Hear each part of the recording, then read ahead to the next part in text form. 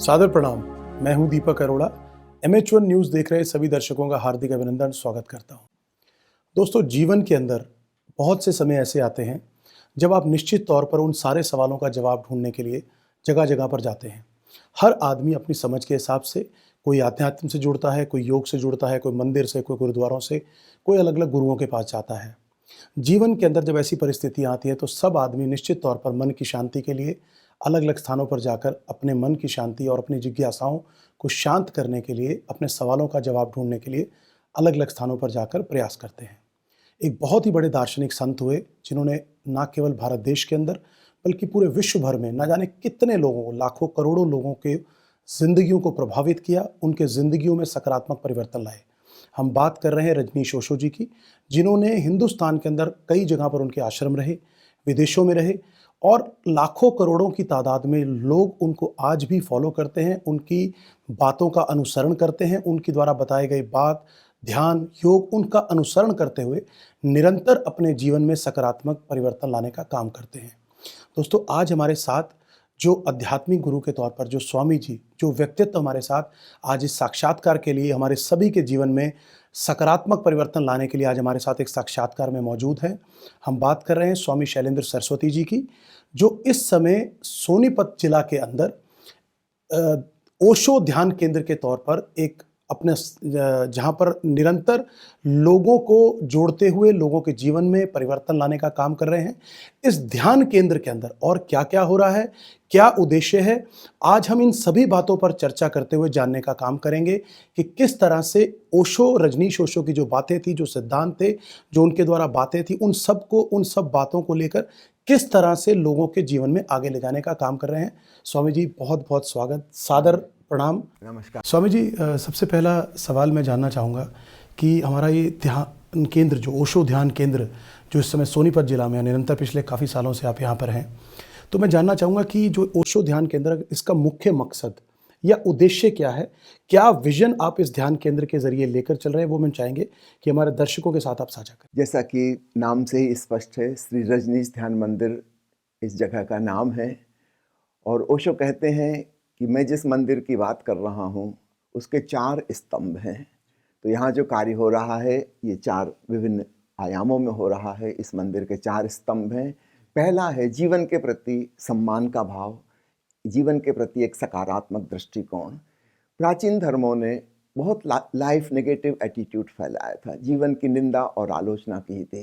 कहा था कि यह जन्म मिला है दंड भुगतने के लिए, किए होंगे पिछले जन्मों में कुछ दुष्कर्म, उनका पापों का फल भोगने के लिए आए हो, एक सजा के स्वरूप।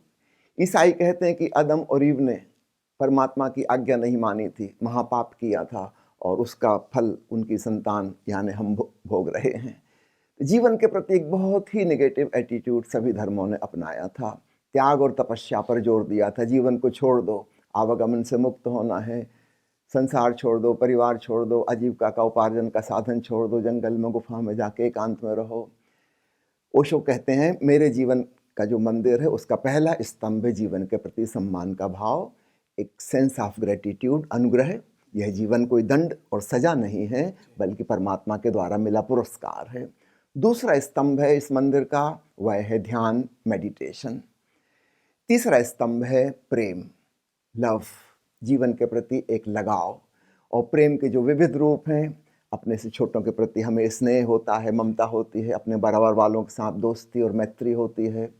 तीसरा, अपने बड़ों के प्रति आदर, सम्मान, श्रद्धा होती है। और चौथा, प्रेम का बड़ा रूप है भक्ति, परमात्मा के प्रति, सर्वात्मा के प्रति प्रेम। तो तीसरा स्तंभ है प्रेम। और चौथा स्तंभ ओशो कहते हैं, चौथा को तुरिया कहना ठीक, संस्कृत का यह शब्द तुरिया का अर्थ होता है द फोर्थ, चौथा। उसको कुछ नाम देना मुश्किल है। अगर नाम देना ही है तो हम कह सकते हैं जैसा कि चीन के संत लाओ त्सु ने कहा ताओ, जैसा कि भगवान बुद्ध ने कहा धम्म। यहाँ धम्म से मतलब संगठन वाले रिलीजन से नहीं है, धर्म से नहीं है, धम्म अर्थात जीवन का महानियम। ईसा मसीह जिसको कहते हैं लोगोस, दी वर्ड, भारत के संतों ने कहा है अनाहत नाद।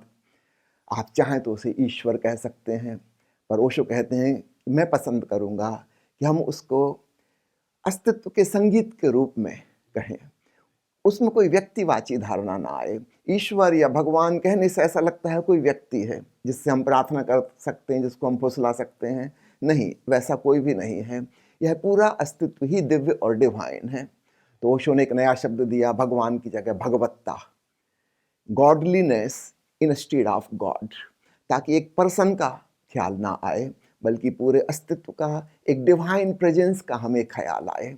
तो ओशो कहते हैं, मैं जिस मंदिर का निर्माण कर रहा हूँ उसके 4 स्तंभ हैं, जीवन के प्रति सम्मान, ध्यान, प्रेम, और यह चौथा जिसको हम कहें एक ओंकार सतनाम या परमात्मा। तो यहाँ पर जो कार्य हो रहा है इन 4 आयामों में कार्य हो रहा है। स्वामी जी, हमने देखा है या निरंतर हम काफ़ी सालों से सुनते आ रहे हैं कि जो ओशो का, जैसे आपने बात की, 4 मूलभूत सिद्धांत है, उसमें एक मेन सिद्धांत या मुख्य सिद्धांत है ध्यान। क्योंकि लोगों के जीवन को, उनको आत्म शांति के लिए, आत्मबोध की, आत्मज्ञान की प्राप्ति के लिए जो ध्यान का बहुत महत्वपूर्ण योगदान है, लेकिन लोग इसके बारे में पूरी तरह से जान नहीं पाते कि एक्चुअल में, वास्तविकता में ध्यान क्या है। तो हम चाहेंगे कि आप हमारे दर्शकों के साथ ये साझा करिए कि ध्यान का वास्तविक या असल में रूप क्या है। जैसा कि हम सामान्य भाषा में उपयोग करते हैं, एक बच्चे से हम कहते हैं क्लास में कि ध्यानपूर्वक पढ़ो, अर्थात शिक्षक जो कह रहे हैं उसको एकाग्रतापूर्वक सुनो। एक ड्राइवर से हम कहते हैं ध्यानपूर्वक गाड़ी चलाना, दुर्घटना ना हो जाए। तो हमारा ध्यान से क्या तात्पर्य? होश, अवेयरनेस, अटेंटिवनेस, यही अर्थ है हमारा ध्यान यानी होश। अब ये होश 2 प्रकार का हो सकता है। एक हो सकता है बहिर्मुखी होश, एक्सट्रोवर्ट अवेयरनेस। वो बच्चा शिक्षक की कही बात पर ध्यान दे, ड्राइवर ट्रैफिक पर ध्यान दे, पीछे कोई हॉर्न बजा रहा है उस पर ध्यान दे, तो उसका होश बाहर की तरफ है। होश का एक रूप और हो सकता है जिसको हम मेडिटेशन कहते हैं, उसमें होश स्वयं के प्रति भी है। बाहर का तो है ही, लेकिन मुझे अपना भी पता चल रहा है। यानी आप जब मुझसे बात कर रहे हैं तो मैं आपकी बात गौरपूर्वक सुन रहा हूँ, लेकिन मुझे यह भी एहसास है कि सुनने वाला कौन है। तो इसको हम कहेंगे मेडिटेशन। तो अध्यात्म में जहाँ हम कहते हैं ध्यान, यहाँ अर्थ हो गया इंट्रोवर्ट अवेयरनेस इंक्लूडेड है उसमें। बाहर की तो है, अपना भी होश है, अपना भी एहसास है। तो शब्द तो वही है ध्यान। अक्सर जो भूल हो जाती है, आपने जो इशारा किया कि अक्सर लोग नहीं समझ पाते, वे कंसंट्रेशन को मेडिटेशन समझ लेते हैं, जबकि कंसंट्रेशन हमेशा आउटसाइड ऑब्जेक्ट पर होगा। वो जो विद्यार्थी सुन रहा है टीचर को, तो टीचर ऑब्जेक्ट बन गए। ड्राइवर गाड़ी चला रहा है, बाहर का ट्रैफिक जो है वो ऑब्जेक्ट है, वो पूरी तरह उस पर फोकस है। तो फोकस्ड अवेयरनेस को हम ध्यान कहने लगते हैं। तो संसार में तो ये ठीक है, उपयोगी है ना। हम कोई भी काम कर रहे हैं, हम जितनी एकाग्रता पूर्वक करेंगे उतना ही सुंदर हमारा कार्य होगा, अच्छे परिणाम उसके आएंगे। लेकिन अध्यात्म में इसका ये अर्थ नहीं है। Concentration is not meditation. अगर दोनों बातें एक होती तो अलग अलग 2 शब्द बनाने की ज़रूरत ही नहीं थी। तो कंसंट्रेशन हमेशा आउटवर्ड होता है, और मेडिटेशन जो है वह कंसंट्रेशन की स्थिति नहीं है। क्योंकि जब हम कंसंट्रेट करते हैं, फोकस करते हैं अपने चित्त को, तो याद रखिए कुछ भी करने में भीतर एक तनाव होगा, एक टेंशन होगा, और टेंशन में हम थोड़ी देर में थक जाएंगे, उसको ज़्यादा देर नहीं कर सकते। कोई आदमी भगवान की कल्पना कर रहा है या मूर्ति एकाग्रता कर रहा है तो कितनी देर करेगा? थोड़ी देर में थक जाएगा। तब ध्यान भी उसका थकाने वाला हो जाएगा। नहीं, ओशो जिसे ध्यान कहते हैं वह थकाने वाला नहीं, वह कोई तनावपूर्ण क्रिया नहीं है, बल्कि स्टेट ऑफ रिलैक्स्ड अवेयरनेस, बहुत सहज, स्वाभाविक, विश्रामपूर्ण, शांत चेतना की दशा है, जिसमें हम स्वयं के होने के प्रति भी जागरूक हैं। तो बाहर का भी पता चल रहा है, साथ साथ अपने होने का एहसास है। चूँकि अपने होने का एहसास, इसलिए धीरे धीरे इसकी गहराई बढ़ने पर अंततः हमको आत्मबोध, आत्मज्ञान घटित होगा। स्वामी जी, बहुत खूबसूरत बात कही आपने। लेकिन एक स्वामी जी, मैं ध्यान से संबंधित एक और जिज्ञासा और सवाल मुझे लगता है बहुत से लोगों के मन में आता है, जब लोग ध्यान लगाना शुरू करते हैं या मन लगते हैं, क्योंकि सामाजिक चीज़ों में जुड़ाव है, लोग सामाजिक परिवार में ग्रस्त जीवन जी रहे हैं, तो अक्सर ये देखा गया है लोगों की तरफ से ऐसे सवाल आते हैं कि जब वो ध्यान करना शुरू करते हैं, आपने बड़े खूबसूरत तरीके से उसका व्याख्यान किया कि जो एक भारी है, कॉन्सेंट्रेशन ध्यान नहीं है, सिर्फ कॉन्सेंट्रेट करना। तो लोगों को क्या समस्या आती है कि वो ध्यान करते हुए उनके दिमाग में 15 तरह के विचार चल रहे होते हैं। तो वो उस तरीके वो आत्मबोध की तरफ पहुंच ही नहीं पाते, उससे पहले ही उनको लगता है कि हमारा माइंड डिस्ट्रैक्ट हो रहा है, हम फोकस ही नहीं कर पा रहे। तो मैं चाहूँगा कि इसके बारे में भी आप अपने विचार साझा करें हमारे दर्शकों के साथ कि जो ध्यान करते वक़्त जो लोग करते हैं, या तो वो कहीं चूक कर रहे हैं कि जिसकी वजह से उनका मन है जो भटक रहा है, विचार आ रहे हैं, तो किस तरह से अपने मन को एकाग्र करते हुए ध्यान की जो सबसे उत्तम स्थिति है, उसको पाया जा सके? जैसा कि मैंने पिछले प्रश्न के उत्तर में कहा कि ध्यान एकाग्रता नहीं है, यही भूल अपने भीतर लोग करने लगते हैं। वे सोचते हैं कि जो विविध दिशाओं के विचार आ रहे हैं, भीतर एक भीड़ मची हुई है विचारों की, मुझे इन पर कंट्रोल करना है। यहाँ से अब क्रिया शुरू हो गई, अब ये व्यक्ति तनावग्रस्त हो जाएगा और जब उसको सफलता नहीं मिलेगी तो निराशा भी घेर लेगी और 10-5 दिन बाद वो ध्यान करना ही छोड़ देगा। उसको लगेगा कि मुझे नहीं होता, हुए होंगे कोई संत पुण्यात्मा, उनको हो गया होगा ध्यान, मुझे तो नहीं हो सकता, मेरे अंदर इतनी विचारों की भीड़ है। उसने पहली स्टेप ही गलत उठाई। कंसंट्रेट नहीं करना था, होशपूर्ण होना था। तो विचार चल रहे हैं तो हम इसके प्रति होशपूर्ण होंगे, हम उसको जानेंगे, उससे एक दुश्मनी और शत्रुता की भावना ना हो कि इनको नष्ट करना है, इनको हटाना है, इनको मिटाना है। नहीं, कुछ नहीं करना है, जो है हम उसके प्रति जागरूक हैं। बाहर कोई कुत्ता भौंक रहा है, उसकी आवाज़ सुनाई पड़ रही है, तो हम उससे कोई शत्रुता की भावना नहीं बनाएंगे, हम चुपचाप सुनेंगे। कुत्ता भौंक रहा है, कुत्ता अपना काम कर रहा है, मैं अपना काम कर रहा हूँ। मैं ध्यानपूर्ण यानी सजग होना। तो क्या आवाज़ हो रही है, कोयल बोल रही है कि कुत्ता बोल रहा है, इससे कोई फर्क नहीं पड़ता। मैं सुनने वाला हूँ, मुझे अपने ऊपर ध्यान लाना है कि मैं श्रोता हूँ। ठीक इसी प्रकार भीतर मन में विचार चल रहे हैं, अच्छे बुरे शुभ अशुभ, इससे कोई लेना देना नहीं। विचार चल रहे हैं, मैं इस बात के प्रति सजग हूँ, मैं इसको जानूं कि विचार हैं और मैं भी हूँ, मेरा होना इससे सेपरेट है। तब हमें एक नए तत्व का एहसास होता है कि मैं इन सब का दृष्टा हूँ, साक्षी हूँ। तो बाहर से कोई आवाज़ आ रही थी, बाहर कोई दृश्य था, दिखाई पड़ रहा, सुनाई पड़ रहा, मुझे पता चल रहा है कि मैं इसका श्रोता हूँ, इसका दृष्टा हूँ। ऐसे ही हमारे भीतर एक इनर वर्ल्ड है जो आउटर वर्ल्ड का रिफ्लेक्शन है ना। दिन भर हम जो काम धाम कर रहे हैं, दुकान में, ऑफिस में, घर गृहस्थी में व्यस्त हैं, वही चीज़ हमारे भीतर विचार बन के चलती रहती है। तो हम जिसको मेंटल वर्ल्ड कह रहे हैं, अपनी मानसिक दुनिया, वो बाहर की दुनिया की ही प्रतिछवि है।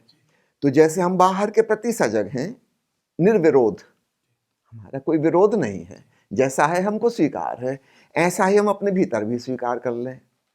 फिर हमारे भीतर कुछ भावनाएं भी हैं, कभी अच्छी है, कभी बुरी है, हम उसमें डिफ्रेंशिएट भी ना करें।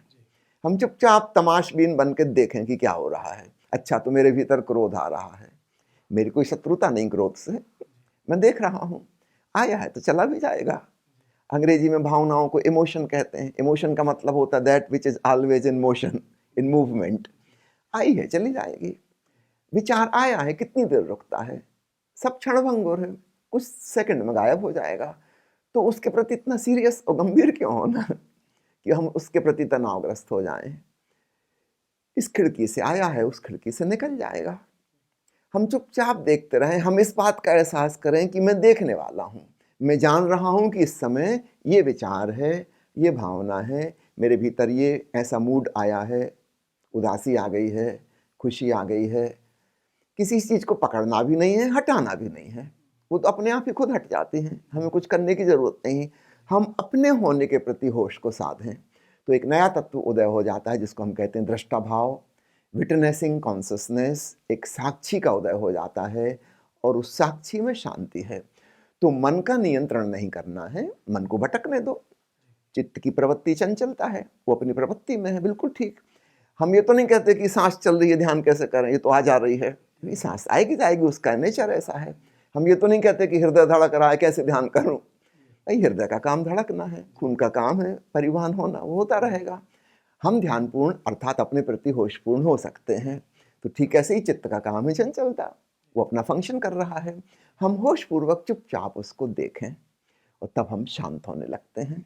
मुझे लगता है स्वामी जी, आज जिस तरीके से आपने इस खूबसूरती के साथ व्याख्यान किया है, मुझे लगता है निश्चित तौर पर बहुत से लोगों को आज उनकी जिज्ञासाओं का जवाब मिला होगा कि किस तरह से एकाग्रचित्त होकर ध्यान में अपने आप को केंद्रित करना है। तो मुझे लगता है हमारे दर्शक भी निश्चित तौर पे लाभान्वित होंगे आपके इन विचारों से। स्वामी जी, एक मेरी मुझे लगता है कि मेरे साथ-साथ न जाने हज़ारों लाखों करोड़ों लोगों की एक व्यक्तिगत जिज्ञासा भी है कि आदमी जब सामाजिक जीवन में होता है, गृहस्थ जीवन में होता है, बहुत सी परिस्थितियाँ ऐसी होती हैं कि जब उनका मन ऐसा करता है कि हम सब चीज़ें छोड़कर हम जो है ना योग की तरफ, ध्यान की तरफ या एक एकांत चित्त जीवन में जाकर बिताएँ। लेकिन उन परिस्थितियों के चलते, वो पारिवारिक ज़िम्मेवारियों के, वो सामाजिक ज़िम्मेवारियों के चलते हुए वो अलग नहीं हो पाता। तो मैं चाहूँगा कि आज आप जिस तरह से ओशो ध्यान केंद्र यहाँ चला रहे हैं और हज़ारों, लाखों, करोड़ों लोग आपके शब्दों से अपने जीवन को परिवर्तित हो पा रहे हैं। तो हम चाहेंगे कि कोई ऐसा माध्यम या ऐसी बात आप आज हमारे कार्यक्रम के माध्यम से बताएं कि सामाजिक और पारिवारिक जीवन के अंदर होते हुए किस तरह से अध्यात्म से जोड़ के उसका सामंजस्य बनाकर अपने जीवन को खूबसूरत बनाते हुए और ईश्वर के साथ जोड़ा जा सकता है। बहुत सुंदर सवाल आपने पूछा है। पुराने धर्मों ने हमको ये धारणा दी थी घर गृहस्थी के खिलाफ, परिवार के खिलाफ, धन उपार्जन के खिलाफ, सुख सुविधा में रहने के खिलाफ। वो हमारी पुरानी धारणाएं बाधा बन रही हैं।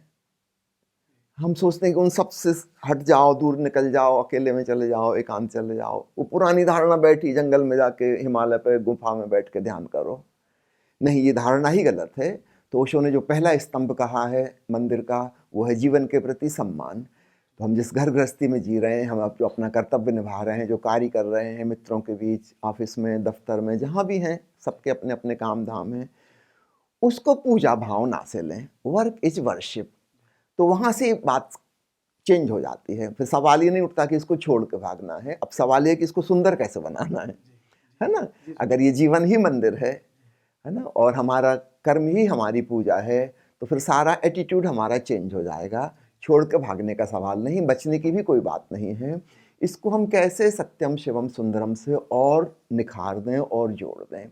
पुराने जो धार्मिक महात्मा हुए हैं, उन्होंने जीवन के खिलाफ दुश्मनी सिखाई और उसका परिणाम ये हुआ कि हमारे देश के जो भी प्रतिभाशाली लोग थे, वे समाज छोड़ के बाहर चले गए। बहुत बड़ा नुकसान हुआ। उनके जीवन में शांति आई कि नहीं आई पता नहीं, लेकिन समाज को, देश को, राष्ट्र को जो लाभ उनसे होना था, उनके टैलेंट का उपयोग करके, वो नहीं हो पाया। पश्चिम में ऐसा नहीं हुआ। जरा सोचो, कापरनिकस और न्यूटन और गैलीलियो और आइंस्टीन छोड़ के चले गए होते दुनिया, हो सकता है गुफा में बैठ के वो शांत हो जाते, इतनी परेशानियों से ना जूझते, लेकिन दुनिया का कितना बड़ा लॉस होता, कितना बड़ा नुकसान हो जाता, है ना। तो हमारे देश में ये बहुत बड़ा दुर्भाग्य हुआ। हमारे यहाँ का जो बुद्धिमान आदमी था, उसको समझा दिया गया कि घर गृहस्थी छोड़ो, परिवार छोड़ो, संसार में कुछ नहीं है, असार है, जीवन माया है, स्वप्नवत है, क्षणभंगुर है, उसको उसके खिलाफ कर दिया। और दूसरी बात उसको बताएं कि वो है असली सार्थक, आत्मा को जानना है, ईश्वर को पाना है, ये करना है, वो करना है। कुछ ऐसा करो कि आवागमन से मुक्ति हो जाए, दोबारा जिंदगी में ना आना पड़े। ये कितनी लाइफ नेगेटिव एटीट्यूड है कि आवागमन से मुक्ति, अर्थात ये जीवन जीने योग्य ही नहीं है, अब कुछ ऐसा करो कि दोबारा ना आना पड़े। इससे ज़्यादा अपमानजनक बात और क्या होगी। एक पुराना गीत मुझे याद आता, फिल्म में था, होगा अपमान रचेता का, रचना को अगर ठुकराओगे, संसार से भागे फिरते हो, भगवान को तुम क्या पाओगे। तो पुरानी जो धारणा थी, वो सृष्टा और सृष्टि में भेद खड़ा करती थी। हम कहते थे ईश्वर ने दुनिया बनाई, वो दुनिया से अलग है, उसको पाने के लिए दुनिया को छोड़ना होगा। उसका दिमाग खराब था, उसने फिर दुनिया बनाई ही क्यों। अगर परमात्मा सृष्टा है तो वो इस सृष्टि में मौजूद है, वो अलग थलग नहीं बैठा है। हमारे देश में एक बड़ी सुंदर धारणा है भगवान शिव की नाचती हुई मूर्ति, आपने देखी होगी, उन्हें हम नटराज कहते हैं। नटराज में खूबी ये है कि डांस और डांसर अलग अलग नहीं हो सकते। एक चित्रकार से हम पूछ सकते हैं कि आपका चित्र कहाँ है, वो चित्रकार से अलग है। एक मूर्तिकार की मूर्ति अलग हो जाती है बनने के बाद। मूर्तिकार रहे भी ना भी रहे, मर भी जाए तो भी मूर्ति रहेगी, उसका सेपरेट एग्जिस्टेंस हो गया। डांस अलग नहीं हो सकता, जब तक डांसर डांस कर रहा है तभी तक डांस है। तो यह नटराज की धारणा बहुत ही अद्भुत धारणा है। यह परमात्मा का नृत्य है, सृष्टि, सृष्टा इससे भिन्न नहीं है। तो डांसर को जो छोड़ के भागेगा, डांस को छोड़ के भागेगा, वो डांसर को उपलब्ध नहीं हो जाएगा, वो डांसर से भी दूर चला जाएगा। तो यह धारणा, नई धारणा ओशो की, खूब समझने जैसी है। डांसर के साथ ही डांस मौजूद है और डांस के खिलाफ नहीं है डांसर। अगर खिलाफ होता तो डांस करता ही क्यों। जरूर उसको बड़ा रस आ रहा है, आनंद आ रहा है। तो इस जीवन को आनंदपूर्वक सम्मान भाव से जीना है, अपने कर्म को पूजा बनाना है और यहीं रहते हुए हम कैसे ज़्यादा ध्यानपूर्ण हो उसकी कला सीखनी है। लेकिन वह ध्यान एंटी लाइफ नहीं है, भागने वाला नहीं है। एक महिला घर में भोजन पका रही है, बच्चों की देखभाल कर रही है, परिवार के लोगों का ख्याल रख रही है। इस कार्य को वह ज़्यादा ध्यानपूर्ण और प्रेमपूर्ण होकर करे। एक आदमी धन कमा रहा है, नौकरी कर रहा है, इस कार्य को वह ज़्यादा प्रेम से, सम्मान से, पूजा समझ के करे। तो ओशो हमें नहीं सिखाते कि कहीं मंदिर में जाके मूर्ति की पूजा करो, कि प्रार्थना करो, कि कोई मंत्र का जप करो। नहीं, ये व्यर्थ की बात है। इस सारे जीवन को ही प्रभु का मंदिर जानो और जो तुम कर रहे हो वही तुम्हारी पूजा हो जाए। यहाँ पूजा में दो बात आ गई, वह कार्य ज़्यादा होशपूर्ण और ज़्यादा प्रेमपूर्ण हो, ये दो तत्व उसमें जुड़ जाएं। जिनको हमने दूसरा और तीसरा स्तंभ कहा है, ध्यान और प्रेम, ये हमारे सामान्य जीवनचर्या में जुड़ जाएं। छोड़ के भागने का सवाल नहीं है। बहुत ही खूबसूरत व्याख्यान आपने स्वामी जी दिया। मुझे लगता है मेरे जैसे जो इतने युवा हैं जो अपने काम के साथ सामंजस्य बिठाना चाहते हैं, मुझे लगता है निश्चित तौर पर प्रेरित करने वाले शब्द हैं आपके, और हम सबके जीवन को सकारात्मक दिशा में ले जाएंगे, ऐसा मैं मानता हूं आपके शब्दों से आज जो हमें अनुभव प्राप्त हो रहा है। स्वामी जी, एक चीज़ और जानना चाहेंगे हम अपने दर्शकों के लिए भी, कि हम जीवन की बात करें तो जीवन निरंतर कभी एक जैसा नहीं रहता। कभी धूप है तो कभी छाँव है, कभी आपका काम अच्छा होगा, कभी बुरा होगा। समय के हिसाब से बात करें तो अभी जो आज के जो समय चल रहा है, मैं पूरे विश्व भर की बात करूं तो लोगों के अंदर पहले जो सहनशीलता थी, जो विपरीत परिस्थितियों को समझने की, उनको बियर करने की जो क्षमता थी, वो बहुत थी। आज के समय में अगर हम बात करें तो जिस तरह से सामाजिक परिवेश के अंदर हम युवाओं को देखते हैं तो बड़ी अस्थिरता आई है, बड़ी जल्दी इम्पेशेंट हो जाते हैं। अगर थोड़ी सी भी विपरीत परिस्थिति आती है या थोड़ा सा भी ऐसा लगता है कि ये चीज़ मेरे मन मुताबिक नहीं हो रही या मुझे एज डिज़ायर्ड रिजल्ट नहीं मिल रहे, तो बड़े नकारात्मक भाव आ जाते हैं जो लोगों को, युवाओं को डिप्रेशन की तरफ भी लेके जाते हैं। तो मैं चाहूँगा कि आज ओशो ध्यान केंद्र के ज़रिए भी, और ओशो के ने जिस तरह से विश्व भर में प्रचार किया, हम चाहेंगे कि हमारे जो सभी जो लोग आपको सुन पा रहे हैं, आपके शब्दों को सुन पा रहे हैं, उसके थ्रू ये भी बताने का आप आज थोड़ा सा इस पर भी आज थोड़ा विचार रखिए आप अपने, कि किस तरह से, इस तरह से जो इतनी अस्थिरता आ रही है, जो किसी भी चीज़ को टॉलरेट करने की जो टॉलरेंस पावर है, वो किस तरह से बेहतर की जा सकती है ताकि जीवन के अंदर चैलेंजेस को पार करते हुए और जीवन को और खूबसूरत बनाया जा सके। ओशो ने जो तीसरा स्तंभ कहा है प्रेम, उसका ही व्यापक रूप थोड़ा और समझें। जो हम कहते हैं प्रेम, मित्रता, तो हमारा मतलब होता है दो चार लोगों के साथ हमारा जो नाता है, लगाव का। अगर यह फैलता जाए, बड़ा होता जाए, तो एक दिन यह भक्ति बन जाता है। भक्ति का अर्थ होता है सारे अस्तित्व के प्रति, संपूर्ण जीवन के प्रति प्रेम और लगाव। तब नकारात्मक एटीट्यूड नहीं रह जाता, जिसे हम छोटा प्रेम कहते हैं। आप किसी व्यक्ति को प्रेम करते हैं, इसका मतलब क्या होता है? आप उस व्यक्ति को जैसा वह है उसे पूर्णता में स्वीकार करते हैं। आप ये नहीं कहते कि आपके कान थोड़े लंबे हैं, इनको कटवाऊंगा मैं, बाकी तो आप बहुत अच्छे हो, कान पसंद नहीं है। नहीं, वो व्यक्ति जैसा है, आज उसके सुंदर बाल हैं, कल उसकी चांद निकल आएगी, तो आप ये नहीं कह सकते कि अब प्रेम खत्म हो गया, आपकी वो जुल्फें कहाँ चली गई जिनसे मुझे लगाव था। चीज़ें बदल रही हैं। कभी घने खूबसूरत काले बाल थे, अब एक दिन काले बाल नहीं बचे, सफ़ेद हो गए, बाल ही खत्म हो गए। हमारा व्यक्ति से प्रेम का मतलब होता है वो जैसा है पूर्णता में, और जैसा वो हो जाएगा उसको भी हम एडवांस में ही स्वीकार किए हुए हैं। आज कोई व्यक्ति स्वस्थ है, कल वो बीमार पड़ जाएगा, तो क्या हमारा प्रेम नष्ट हो जाएगा? नहीं, अभी तो उसे प्रेम की और ज़्यादा ज़रूरत है, और ज़्यादा।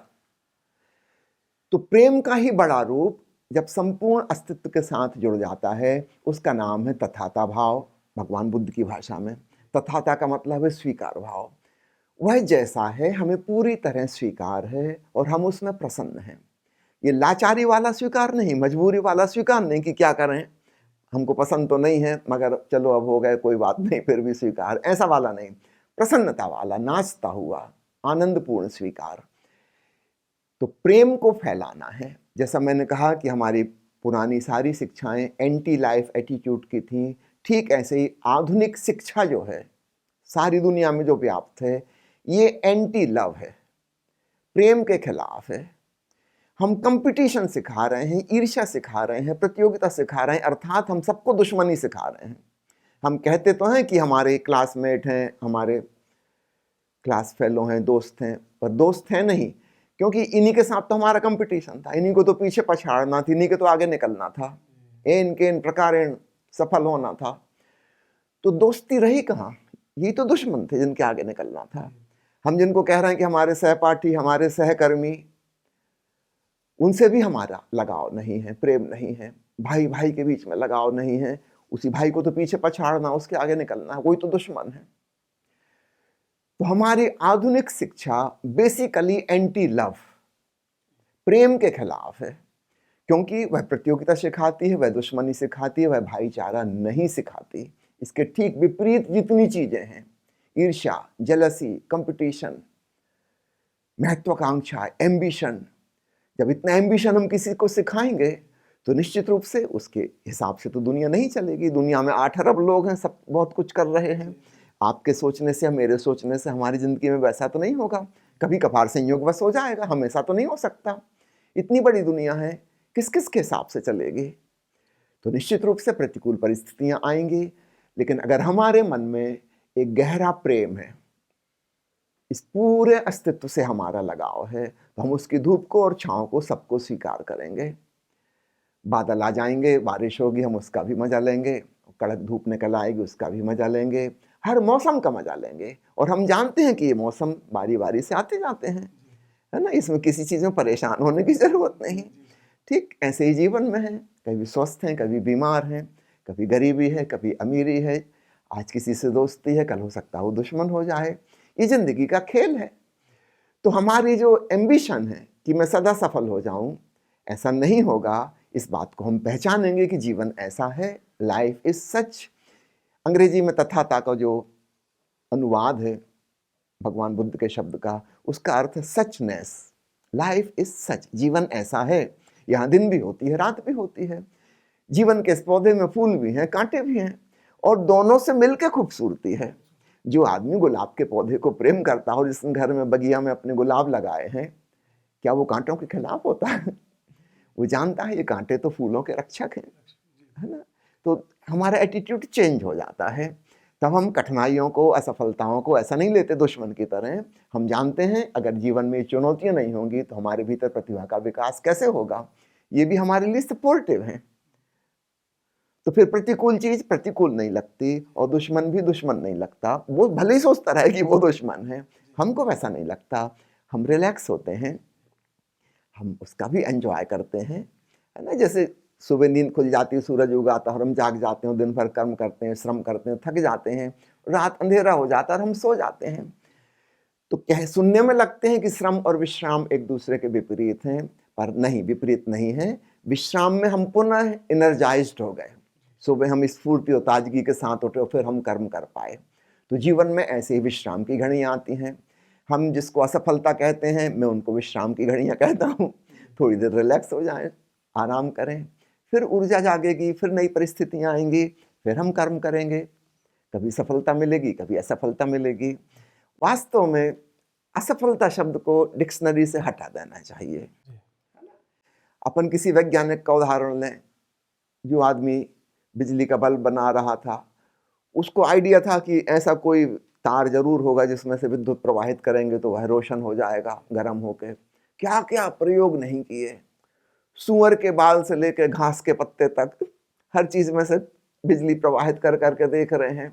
सालों गुजर गए, आखिरकार एक दिन टंगस्टन के तार से बिजली गुजरी और रोशनी हो गई।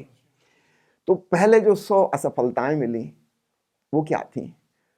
वो असफलता नहीं थी, वो इस दिशा में जाने की डायरेक्शन हमको मिल रही थी कि ये काम ठीक नहीं था, ये भी ठीक नहीं था, ये भी फेल हो गया, ये भी फेल हो गया, मतलब we are coming close to success, है ना। तो हमको असफलता शब्द हटा देना चाहिए। हम दिन प्रतिदिन सफलता के निकट आ रहे हैं। काश हम ऐसी धारणा बचपन से दे सकें सबको, तो कोई कभी कोई डिप्रेशन में नहीं जाएगा। जी स्वामी, मुझे लगता है स्वामी जी कि जिस तरह से आपने इस बात का भी व्याख्यान किया और हमारे जो सभी दर्शकों को और युवाओं को संदेश दिया, मुझे लगता है अगर आपकी इन्हीं बातों को आत्मसात करेंगे तो मुझे लगता है कि निश्चित ही डिप्रेशन तो क्या, जो जीवन में थोड़ी सी भी अस्थिरता लोगों के मन में आती है, वो अस्थिरता के भाव कहीं नहीं रहेंगे। सर मरीजों से कहता था अस्पताल में, है ना, कई लोग घबरा जाते हैं जरा सी कुछ बीमारी हुई, हमको देखो, अंग्रेजी में मरीज को बोलते हैं पेशेंट। पेशेंट का क्या मतलब होता है? The one who has to keep patience. अब आपको धीरज रखना है, थोड़ा सा प्रतीक्षा करनी है ना, फिर स्वास्थ्य आएगा, है ना, थोड़ी सी देर की बात है। तो काश हम यह स्मरण रख सकते हैं अपनी जीवन की विफलताओं में। अब पेशेंस का समय है। स्वामी जी, हम बात करें ओशो के जब सिद्धांतों की बात करते हैं तो उन्होंने नव संन्यास के ऊपर बहुत बात की है। तो हम चाहेंगे कि हमारे दर्शकों के साथ आप साझा करें और थोड़ा विस्तार से बताएं कि नव संन्यास बेसिकली क्या है, नव संन्यास क्या है? पहले ही समझ ले पुराना सन्यास क्या था। हम जिसको सन्यासी, साधु, महात्मा, मुनि कहते हैं, वो थे रिनंशिएशन करने वाले, एंटी लाइफ। छोड़ना है, त्यागना है, तपस्या करना है, अपने आप को सताना है, भूखे रहना है, धूप में खड़े होना है, कांटों की सेज पर लेटना है, एकांत में चले जाना है, जंगल के खतरों में जीना है, सुख सुविधाओं का उपयोग नहीं करना है। ये उनका एटीट्यूड था। वो सोचते थे ऐसा करने से परमात्मा मिल जाएगा। ऐसा करने से परमात्मा मिलने का कोई भी सवाल नहीं है। आज तक किसी को नहीं मिला ऐसा करने से। ये लोग एक प्रकार के आत्मपीड़क थे, साइकोलॉजी में जिनको कहते हैं मैसोचिस्ट। एक होते हैं सैडिस्ट, दूसरों को दुख देते हैं, दूसरों के साथ हिंसा करते हैं, उनको डोमिनेट करते हैं, उनको सताते हैं। एक होते हैं मैसोचिस्ट, आत्मपीड़क।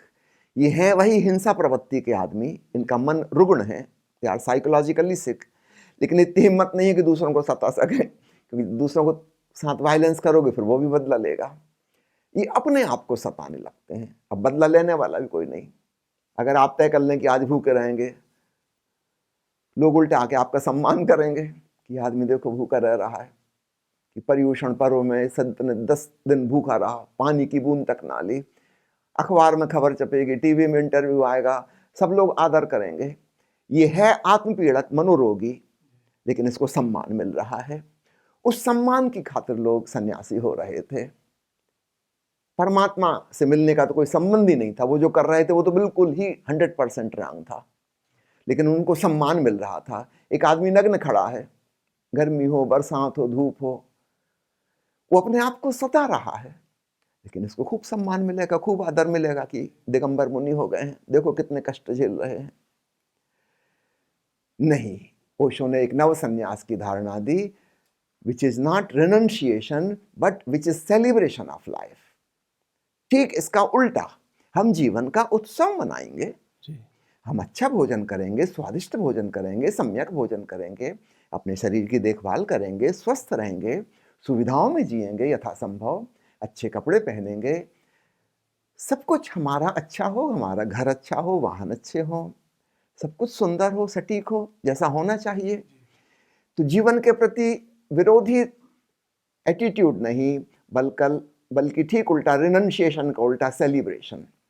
तो जीवन का तिरस्कार नहीं, जीवन की निंदा और आलोचना नहीं, जीवन का त्याग नहीं, तपस्या नहीं, सुख सुविधाओं में रहते हुए हम 2 चीज़ों को साधेंगे, ध्यान और प्रेम। और तब वो जो चौथा स्तंभ है हमारे भीतर, वह निर्मित हो जाएगा।